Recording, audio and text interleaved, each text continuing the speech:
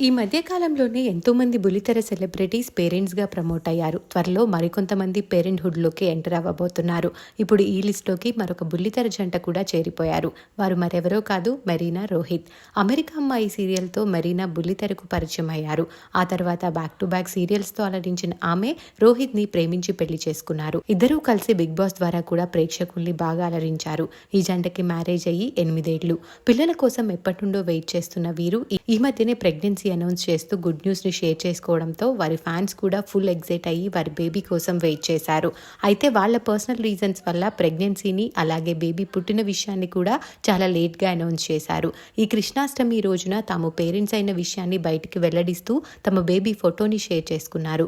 మెరీనా రోహిత్ జంట పండంటి ఆడబిడ్డకి జన్మనిచ్చారు.